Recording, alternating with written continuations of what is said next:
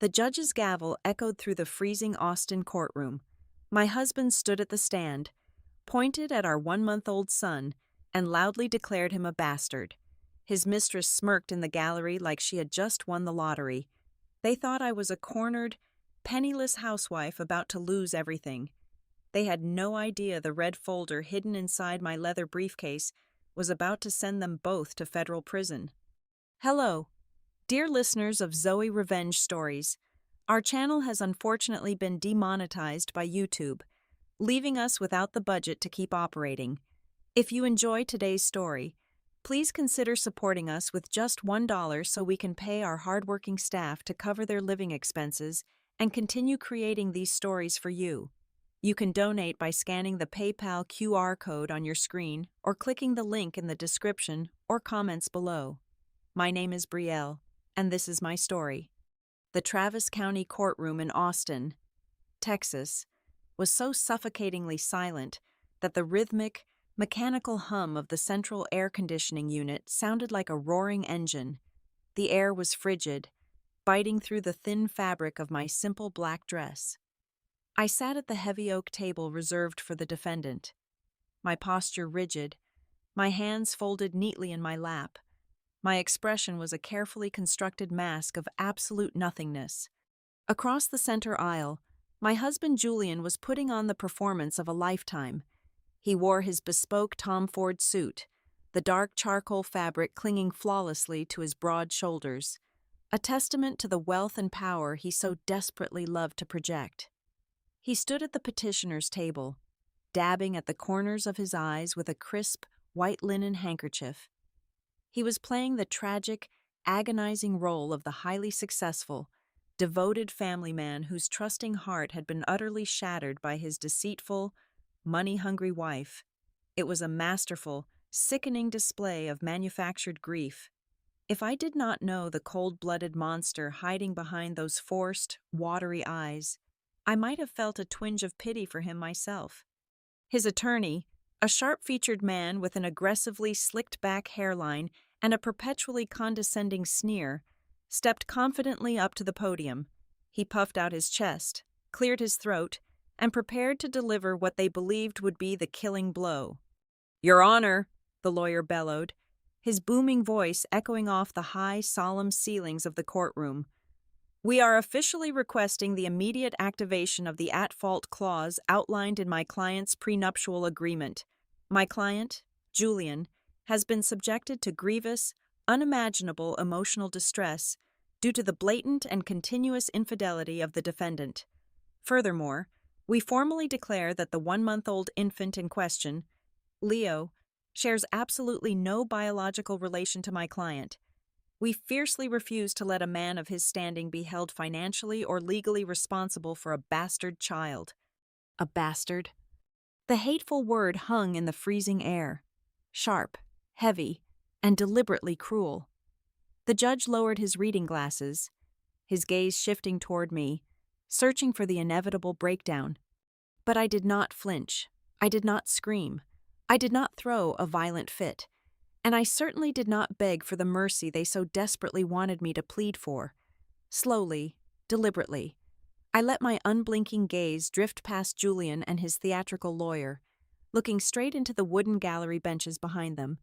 Sitting dead center in the second row was Sierra.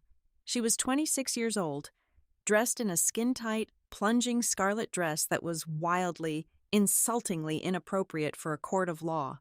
Her vibrant blonde hair cascaded over her shoulders in perfect, expensive, salon-styled waves. When she saw me looking at her, she did not look away. Instead, she met my eyes and let out a slow, deeply triumphant smirk.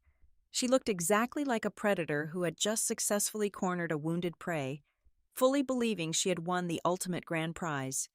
In her twisted mind, she thought she was sitting in the front row of my public execution. I refused to give her the satisfaction of a reaction. I calmly turned my attention back to the polished wooden table in front of me. Reaching down, I slowly lowered my right hand and let my fingertips rest gently against the cool, worn leather of my briefcase. Inside that simple bag sat the exact weapon that would soon bury them both under the weight of their own arrogance. but I had to be patient. Not yet. They needed to feel completely victorious before I tore their perfect stolen world apart. To truly understand how we ended up in this freezing room, with the man I once loved trying to leave his own flesh and blood utterly destitute, we have to go back. We have to rewind the clock exactly 8 months. Back then, I was 2 months pregnant. The morning nausea was a constant, exhausting struggle, but the sheer, overwhelming excitement of finally starting a family with my husband eclipsed all the physical discomfort. We lived in a stunning $3 million custom mansion nestled deep within the affluent, heavily guarded neighborhood of Westlake Hills. From the outside, our daily lives looked like an editorial spread in a luxury lifestyle magazine. We were the wealthy, beautiful, unstoppable Austin power couple. But inside those pristine, professionally decorated walls, under the glow of our imported crystal chandeliers, the flawless, glittering facade of my marriage was already beginning to splinter, and the cracks started showing in the most subtle, terrifying ways. My entire career was built on finding the invisible truth hidden beneath thick layers of carefully constructed lies. As a senior data risk analyst at Luminacore Data Systems, one of the most ruthless and efficient cybersecurity firms in the country, my daily life revolved around detecting anomalies. I spent 40 hours a week hunting down microscopic irregularities in massive corporate financial datasets. I was the person who found the tiny digital footprints that embezzlers, corporate spies, and rogue executives left behind when they thought no one was looking. To me, numbers were never just numbers on a spreadsheet. They were a living, breathing language. They told a highly detailed story, and more importantly, they absolutely never lied. It was a dark, exhausting profession that trained my brain to be intensely, almost obsessively observant. It was a specific skill set that would soon become my only lifeline in a terrifying sea of domestic deception. At home, Julian was supposed to be the brilliant visionary. He was the charismatic, smooth-talking chief executive officer of a shiny new tech startup that was aggressively seeking its major funding round. He was always pitching, always selling a grand, expensive dream of the future to anyone who would listen. But right around the second month of my pregnancy, the charming, attentive man I had married began to vanish into thin air. He was gradually replaced by a tense, volatile stranger who lived in a state of constant, simmering anger. He grew perpetually irritable. The slightest, most innocent question about his day would trigger a highly defensive, snapping response. He started taking his phone into the bathroom, placing it face down on the kitchen marble counter, and changing his lock screen passcode almost every single week. Then came the sudden, endless barrage of business trips. He claimed he was flying out to Silicon Valley to court high-net-worth venture capitalists, spending 4 or 5 days a week entirely away from home. I would lie awake at 2 in the morning, staring at the empty, cold side of our king-sized bed, feeling a heavy, sickening dread pooling in the bottom of my stomach. My analytical brain could not ignore the glaring warning signs forever. One rainy Tuesday evening, while organizing our quarterly tax documents, I logged into our joint high-yield savings account. The breath was knocked completely out of my lungs, leaving me gasping in the quiet isolation of my home office. The balance was horrifyingly wrong. Over $400,000 had simply vanished. It was not a banking glitch. The money was systematically transferred out in a series of obscure, untraceable wire payments over the span of 21 days. When Julian finally came home later that night, smelling faintly of expensive airport gin and unfamiliar hotel soap, I confronted him. I printed the financial statements and placed them on the dining table. I expected him to panic, or perhaps offer a frantic explanation about a sudden, catastrophic business emergency. Instead, he looked at me with cold, dark, fiercely condescending eyes. "You have absolutely no idea how venture capital works," he scoffed, violently unbuttoning his expensive collar and tossing his silk tie onto the sofa. "It is a temporary bridge loan for server expansion and talent acquisition.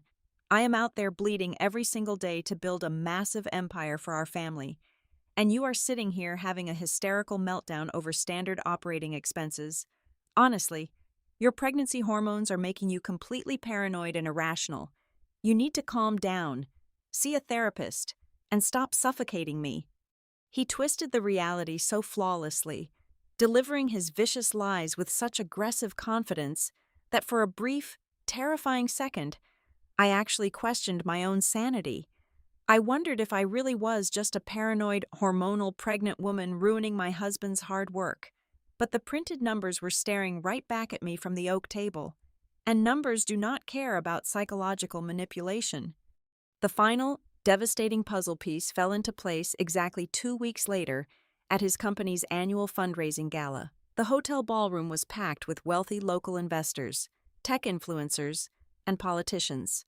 I stood near the back by a massive ice sculpture, sipping sparkling water, feeling physically exhausted and emotionally heavy. That was when I saw her.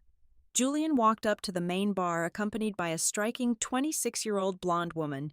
He proudly introduced her to the eager crowd as Sierra, a brilliant, highly successful angel investor who was taking a major equity stake in his company, but I was not looking at her impressive fake resume.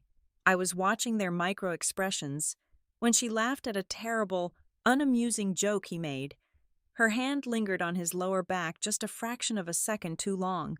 When he handed her a fresh glass of expensive champagne, his thumb brushed intimately, possessively against hers, across the crowded room. Their eyes locked with a familiar, predatory hunger that married people only ever reserve for the darkest, most private corners of their bedrooms. My heart shattered into a million sharp, jagged pieces right there on the ballroom floor. The realization hit me like a physical blow to the chest. Most women in my position would have marched over, thrown the glass of sparkling water right in his lying face, and demanded an immediate, messy divorce in front of his wealthy investors. I desperately wanted to do it. God, I wanted to scream until my throat bled. But my rigorous training at Luminacore kicked in, rapidly suppressing the fiery, agonizing rage with a heavy blanket of ice-cold, calculating logic. If I confronted a skilled narcissist without a completely airtight, bulletproof case, he would absolutely destroy me. He would hide the remaining assets, manipulate the narrative to all our mutual friends, and leave me out on the street with a newborn baby and absolutely nothing else. So, I forced a warm, polite smile. I walked over, shook Sierra by the hand, and told her how lovely it was to finally meet the brilliant woman helping my husband's business. We drove home in utter, suffocating silence.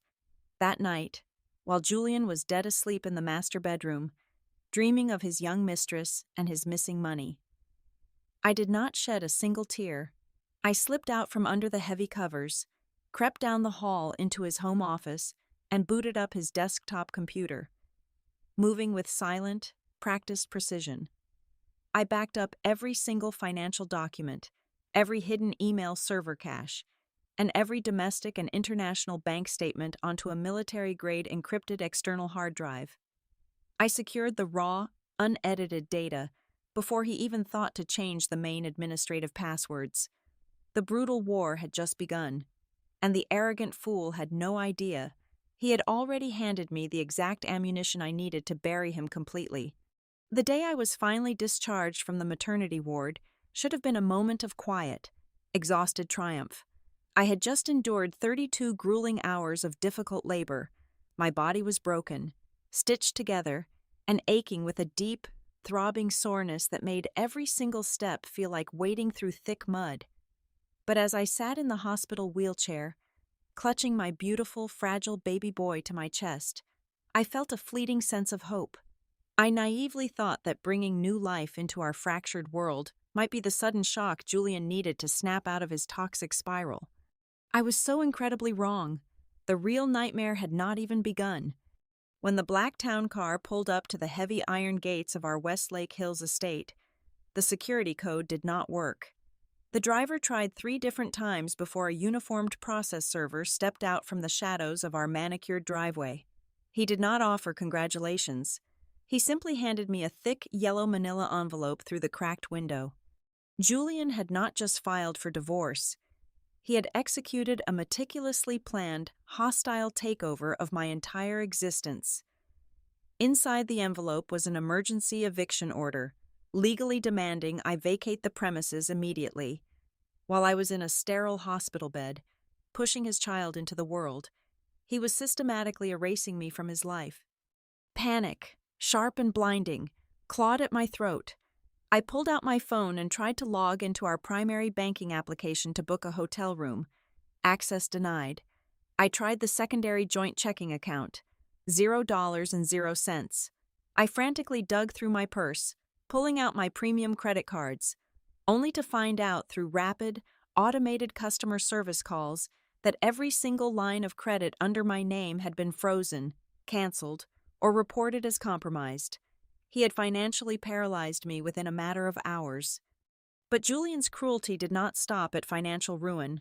To justify the aggressive emergency orders and secure a heavily biased advantage in court, he needed a compelling narrative. He had completely fabricated a disgusting, elaborate lie. Included in the legal documents were hundreds of pages of forged text messages and heavily manipulated emails, supposedly proving that I had been carrying on a passionate, long-term affair with a former male colleague from my previous department. He had hired a sleazy, high-priced private investigator to doctor photographs, making innocent coffee meetings look like illicit hotel rendezvous. Julian had built a perfect, undeniable illusion of my infidelity. He was framing me as the villain, ensuring that any judge would look at me with absolute disgust. Meanwhile, his own mistress completely dropped her disguise. Sierra no longer needed to play the role of the professional angel investor. With me legally barred from the property, she moved in the very same afternoon. She immediately made her triumph public, blasting it across every single social media platform. My phone buzzed relentlessly with notifications from mutual acquaintances, all sharing screenshots of her arrogant posts. There she was, taking a mirror selfie in my custom-built master closet, wearing my expensive silk robes. But the post that truly shattered whatever was left of my humanity was a picture she took inside the nursery. I had spent 6 agonizing months designing that room. I had hand-painted the walls with gentle woodland murals and spent thousands of dollars on a custom, organic bassinet for my newborn son. Sierra posted a brightly filtered photo of that very bassinet. Inside it, curled up on the soft, expensive blankets meant for my baby, was her spoiled toy poodle. Her caption read, "Making sure my sweet little prince has the best bed in his new castle." It was a calculated, devastating insult. In the eyes of the wealthy Austin elite, the narrative was firmly set. I was the deceitful, unfaithful wife who had rightfully been cast out into the dirt, and Julian was the heartbroken, wealthy martyr who had found solace in the arms of a younger, more loyal woman. Our friends stopped answering my calls. My social circle evaporated overnight.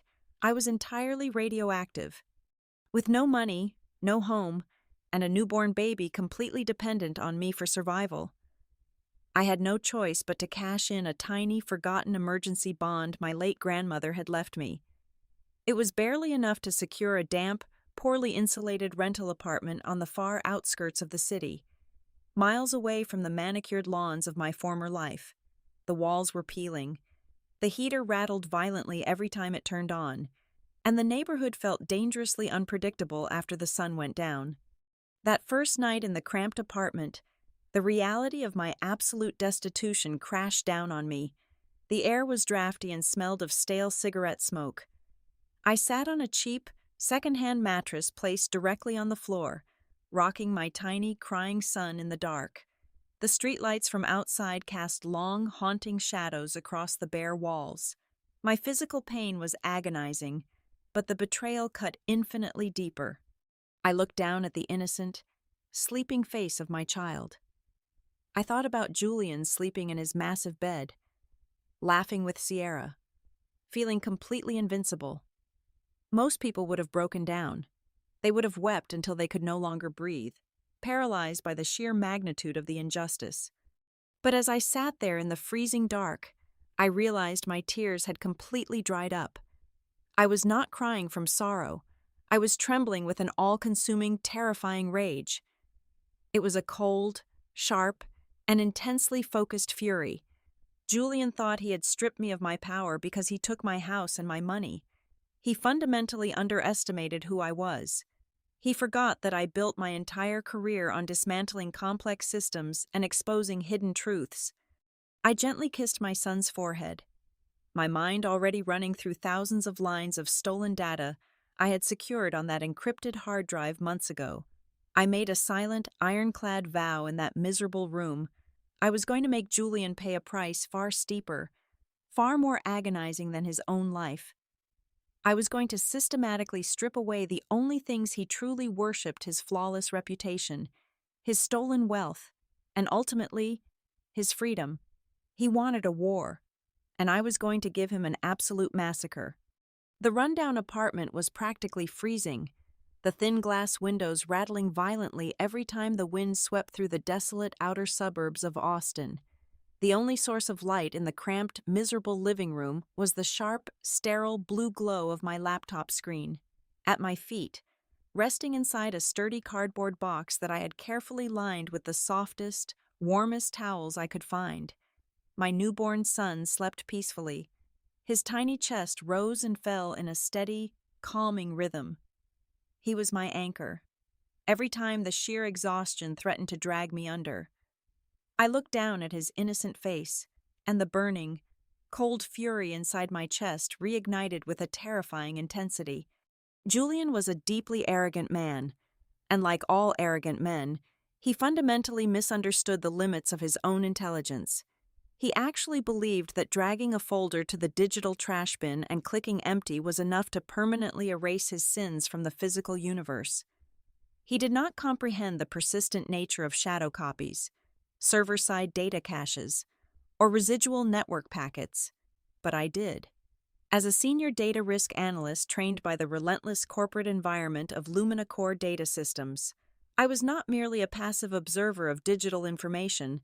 I was a forensic architect. I understood that data never truly dies.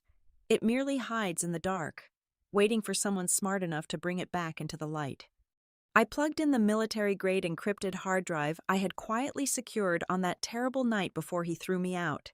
My fingers flew across the worn keyboard, executing a series of complex data retrieval scripts and brute-force decryption algorithms.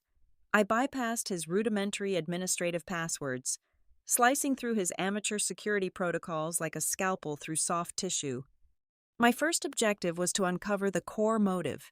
Why was Julian going to such elaborate, expensive lengths to destroy me? Why hire a private investigator to forge photographs of me with a former coworker? Why aggressively demand an emergency eviction? The answer, naturally, was buried deep inside a chain of heavily encrypted emails between Julian and his notoriously sleazy defense attorney. They were dissecting the fine print of our prenuptial agreement. Specifically, they were focused on an obscure, heavily buried penalty clause regarding at-fault infidelity and paternity. I read the lawyer's exact words glowing on my screen. If we can definitively prove in a court of law that she committed adultery and successfully contest the paternity of the child, the financial obligations are completely nullified. You walk away with 100% of the assets. It was a revelation that made my blood run ice cold. Julian did not care about the moral sanctity of our marriage, and he certainly did not care about fighting for physical custody of his son. The entire theatrical performance was a calculated financial strategy. By declaring my baby a bastard, he was triggering a legal loophole that would allow him to bypass paying any alimony, avoid a brutal division of our massive joint assets, and completely evade 18 years of mandated child support. He was willing to publicly brand his own flesh and blood as an illegitimate child just to protect his precious bank accounts. But his entire legal strategy rested on a massive, fatal biological lie. Digging further into the lawyer's drafted litigation notes, I found their ultimate smoking gun. Julian was planning to take the stand under oath and testify that he had undergone a surgical vasectomy 3 years ago. He was going to present his old medical records to the judge, loudly declaring that he was medically sterile, making it physically impossible for him to be the father of my baby. It was a devastating checkmate argument. Except, I am a forensic accountant, and I follow the money. I abandoned his emails and dove straight into his secondary, hidden credit card statements, the ones he kept entirely off the family ledger. I combed through thousands of mundane transactions until I found a massive, anomalous charge from exactly 14 months ago. It was a payment made to an exclusive, highly discreet men's health surgical center located in Dallas, Texas. Using his recovered primary email recovery keys, I hacked directly into the clinic's patient portal. There it was, a detailed, legally certified surgical report, signed by the chief medical officer, confirming a highly successful microsurgical vasectomy reversal. Julian had quietly fixed his sterility last year. He was likely driven by his own massive, fragile ego and a fleeting, narcissistic desire to prove his virility to his new mistress, all without ever breathing a word of it to me. Armed with this knowledge, I immediately scheduled a legally binding, court-admissible DNA test. I carefully swabbed the inside of my sleeping baby's cheek, secured the sample, and sent it to a state-certified medical laboratory via a secure courier. When the stamped, certified results returned a week later, they confirmed what I already knew with absolute scientific certainty. Julian was the biological father, matched at 99.9%. I now held the official proof of his paternity, perfectly paired with the hidden surgical records that proved he was capable of fathering a child. With the divorce and custody motives completely dismantled, I turned my attention to the final, most dangerous puzzle, the missing $400,000 from our joint savings, and the sudden, suspicious arrival of his beautiful young mistress. I targeted the primary cloud servers of his supposedly booming tech startup. As I bypassed the two-factor authentication and downloaded the master capitalization tables, the user acquisition metrics, and the raw corporate balance sheets, the terrifying, magnificent truth finally revealed itself. Julian's company was not a groundbreaking technological enterprise. It was a spectacular, breathtakingly illegal financial fraud. There was no proprietary software. The developmental algorithms were entirely fabricated, filled with ghost code that did absolutely nothing. The entire corporate structure was a massive, textbook Ponzi scheme. He was aggressively recruiting new, wealthy investors throughout Texas and using their fresh capital to pay fake, highly inflated returns to the early investors. Along the way, he was systematically siphoning off millions of dollars into his own private shadow accounts. And Sierra, the beautiful 26-year-old blonde woman playing the role of the brilliant angel investor, I decrypted her private messaging channels and audited the outgoing wire transfers attached to her secure digital signature. Sierra was not an investor. She possessed no legitimate venture capital background. She was a highly skilled, ruthless black hat accountant. She was the absolute architect of his massive money laundering operation. Her actual job was to take the millions of dollars Julian was actively stealing from local investors and quietly funnel the funds through a dizzying, complex maze of untraceable shell companies. I tracked the digital money trail, following the IP addresses and routing numbers all the way to their final destination. The money was sitting in multiple offshore, heavily guarded banking accounts located in the Cayman Islands, all legally registered under Sierra and Julian's joint corporate entities. They were embezzling millions, and their ultimate plan was to flee the country to a tropical tax haven the very second the messy divorce was finalized, and I was left entirely destitute. I spent the next 3 weeks meticulously organizing the devastation. I barely ate. I survived on cheap instant coffee and the pure, intoxicating adrenaline of my impending vengeance. I connected my laptop to a cheap laser printer and printed every single piece of damning evidence: the official, certified DNA paternity results, the Dallas Clinic surgical receipts, and the signed post-operative medical charts, the decrypted emails proving he coordinated the private investigator's forged photographs, the raw, irrefutable corporate ledgers exposing the massive Ponzi scheme, the offshore Cayman Islands bank routing numbers, complete with Sierra's digital signatures authorizing the theft of over $15 million. I walked down to a local office supply store in the pouring rain and purchased a single, heavy-duty presentation folder. It was a deep, vibrant crimson red. Sitting back at my wobbly plastic table, I carefully placed every single printed document inside, organizing them with sharp, chronological precision. I slid the red folder into my worn, familiar leather briefcase and locked the heavy brass clasps shut. I knew exactly what I had to do if I took this evidence to the local police right then. Julian's highly paid corporate lawyers would tie the investigation up in legal red tape for years. They would claim a corporate data breach, loudly blame rogue employees, and drag the entire process out until the stolen money was completely untraceable. I could not allow that to happen. I needed him to be completely, utterly disarmed. I needed him to feel so incredibly victorious, so completely drunk on his own perceived brilliance, that he would willingly step right into the ultimate, inescapable trap. I was going to walk into that freezing family courtroom. I was going to sit quietly at the wooden defendant's table, and I was going to let him confidently, arrogantly lie under oath. I was going to let him commit federal perjury, wire fraud, and embezzlement on the permanent public record, right in front of a sitting judge and a gallery full of witnesses. I was going to let him dig his own grave, step proudly inside it, and then, with one single red folder, I was going to bury him alive. The haunting memories of that miserable apartment dissolved, violently pulling me back into the freezing, sterile reality of the Travis County courtroom. The echo of Julian's lawyer demanding that my baby be legally branded a bastard still hung heavily in the frigid air.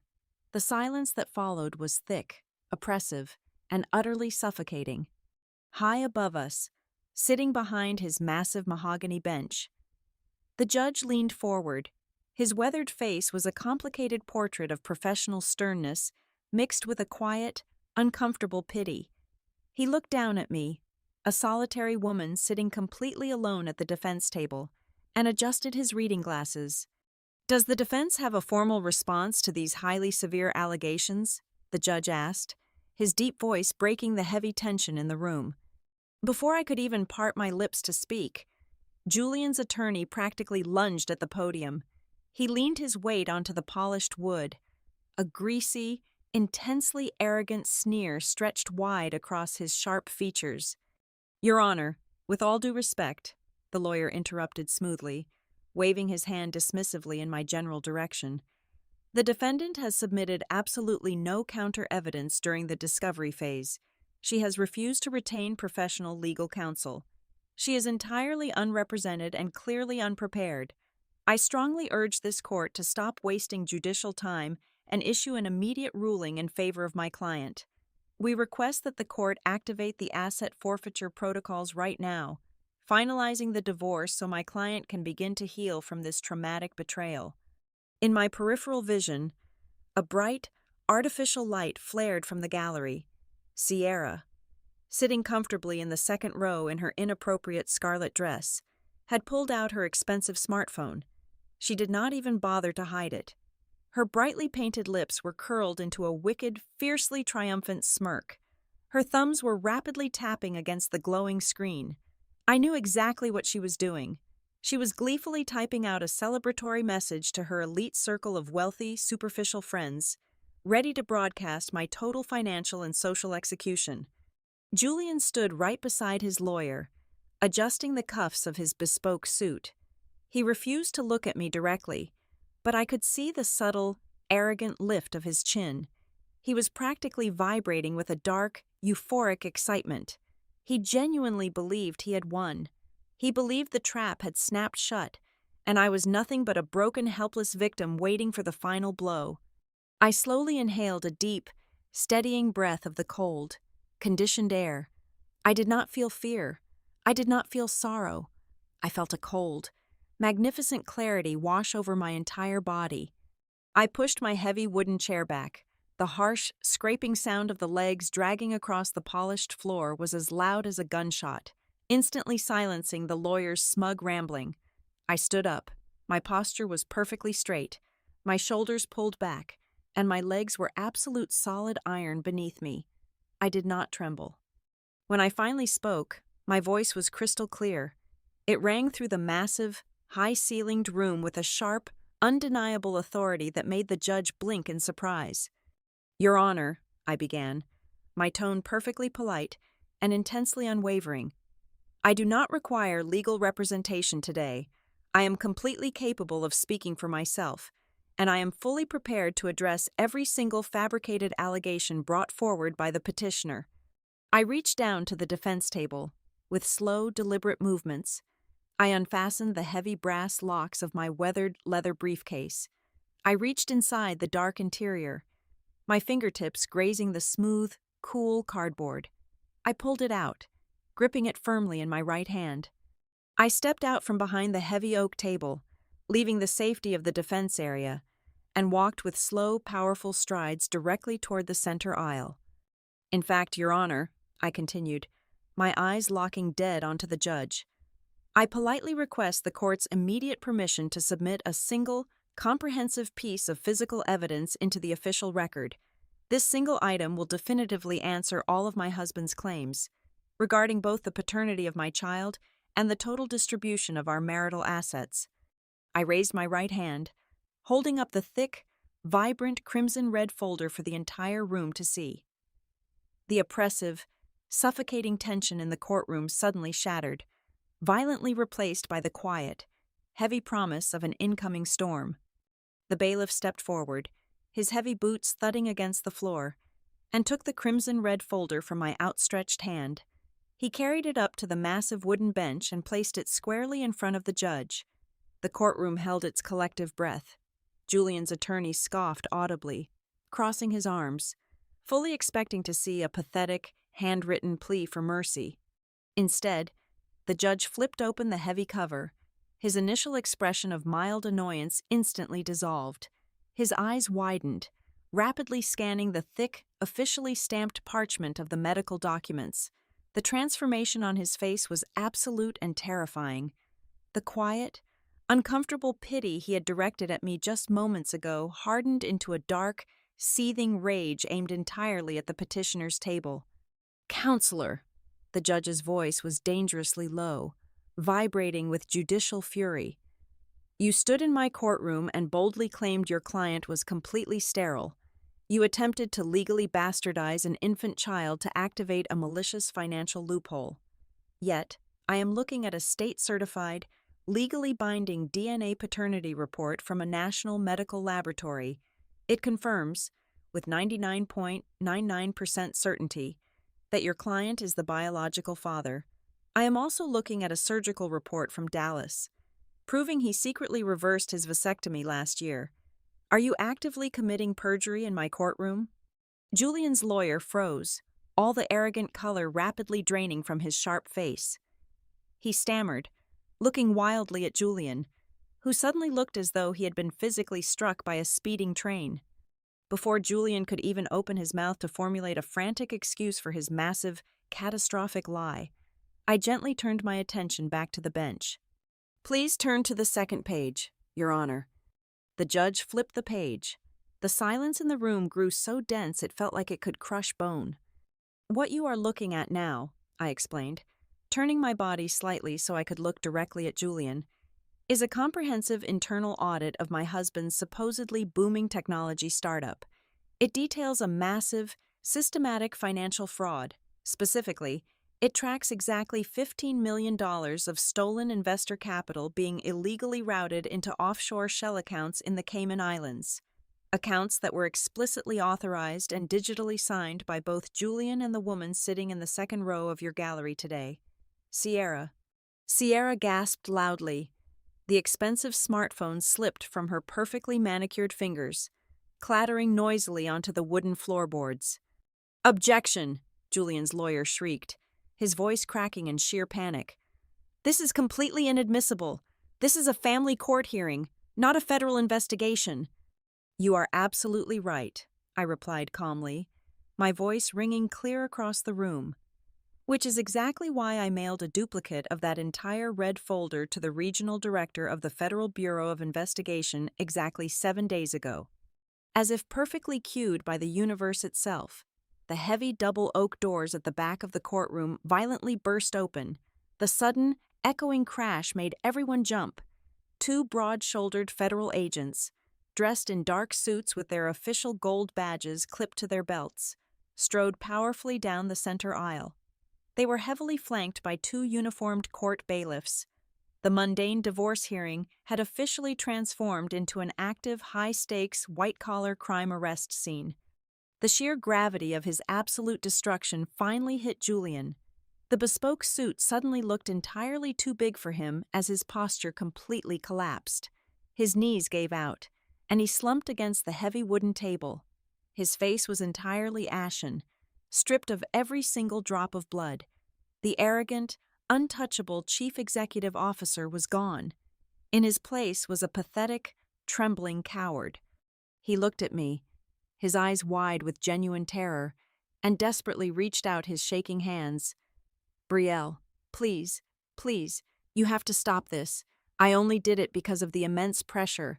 The investors were demanding returns. I was drowning. I love you. Please, you have to save me." In the gallery behind him, Sierra did not bother to beg. The young, fiercely arrogant mistress scrambled over the wooden benches, desperately trying to sprint toward the rear exit.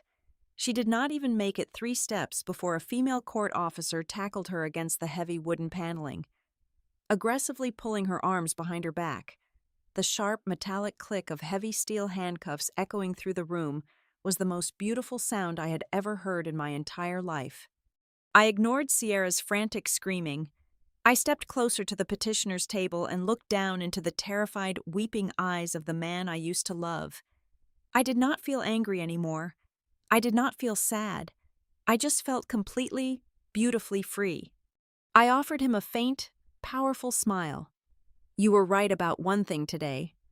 Julian, Leo does not have a father like you. He is 1,000 times better than you." I turned my back on him for the very last time, leaving him to weep as the federal agents firmly grabbed his arms and began reading him his rights. An hour later, I pushed the heavy glass doors of the courthouse open and stepped outside. The brilliant, golden Austin sunlight washed over me, warm and incredibly bright. I walked down the wide stone steps and headed toward my car, where my sister was safely waiting with my beautiful baby boy. I pulled Leo into my arms, holding him tightly against my chest. He looked up at me and offered a soft, gummy smile. The traitors who tried to bury us were going to rot in a federal prison cell for a very long time. But for me, the violent storm was finally over. I stood tall, breathed in the fresh, warm air, and took the very first step into a vibrant, completely free, and truly peaceful new life. Thank you so much for listening to my story today. Where in the world are you tuning in from? Please let me know in the comments below. If you found today's story empowering and entertaining, please consider helping our team out with just $1. You can easily do so by scanning the PayPal QR code on your screen or by clicking the direct PayPal link provided in the description and pinned comment. Your generous support allows us to pay our hardworking staff, helping them feed their families while we continue creating and sharing more of these incredible revenge stories with all of you.